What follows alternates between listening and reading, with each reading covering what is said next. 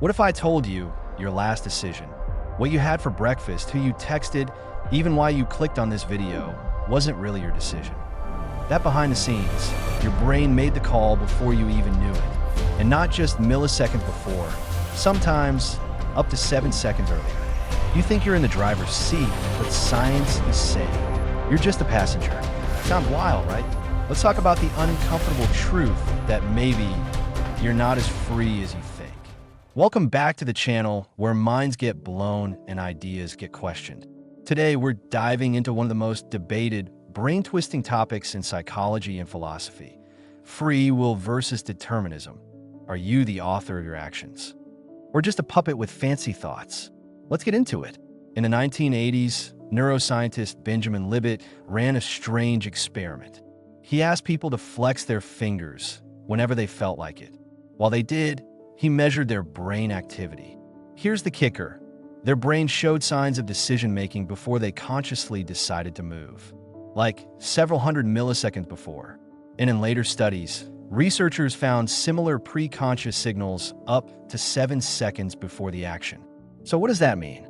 Your brain, or more precisely, unconscious neural processes, may be initiating your decisions before you decide anything. Suddenly, the idea that you are in control starts to look more like a clever illusion. Now, let's look at psychology. Your choices are shaped by cognitive biases, conditioning, and even childhood experiences you barely remember. Think about it. The ads you saw as a kid, your parents' tone when you failed, the reward patterns from your phone apps, all of that is still shaping your behavior today. Take the priming effect. Studies show that people exposed to certain words or images behave differently without realizing why. You're not just making choices, you're following scripts written by past experiences, free will, or pre-programmed preference. But this idea isn't new. The Stoics, ancient philosophers like Epictetus and Marcus Aurelius, believe that most things are outside our control. They said the only thing truly ours is our response. Not what happens, not what others do, not even our bodies. They taught people to accept the deterministic nature of the universe and focus on mastering the mind. In a way, the Stoics were like ancient cognitive behavioral therapists. Sound familiar? Modern psychology, especially CBT, echoes this. You can't control every thought, but you can shape how you respond to them. That's where your power lies, not in absolute freedom, but in conscious awareness of your patterns. Now here's where it gets messy. Imagine you're scrolling through social media. You see a post. You react.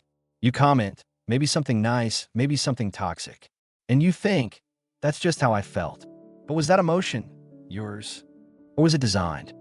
Today's algorithms track your habits, predict your impulses, and feed you content that nudges you, not just to click, but to feel. Welcome to the age of digital determinism, where machines know you better than you know yourself, where free will competes with endless nudges engineered to hijack your mind. In a world where our attention is bought and sold, how much of you is still you? So, are we doomed? Not quite. Here's the twist. Just because free will isn't absolute, doesn't mean we have zero control. Think of your brain like a river. Most of it flows on autopilot, currents shaped by evolution, experience, and environment. But now and then, you become aware of the flow. You step back, and in that moment, that sliver of reflection, you get to choose how you paddle. Freedom isn't the absence of influence. It's the recognition of influence and the ability to respond consciously. And that is something powerful. So, are you really in control? Or just riding the wave? Maybe the better question is, can you learn to surf? Thanks for watching. If this made you question everything, perfect. That's what we're here for. Now tell me in the comments, do you believe in free will? Or is it all just neural fate? And don't forget to like, subscribe, and share this with someone who thinks they're making their own decisions. See you in the next one. Stay curious. Stay questioning.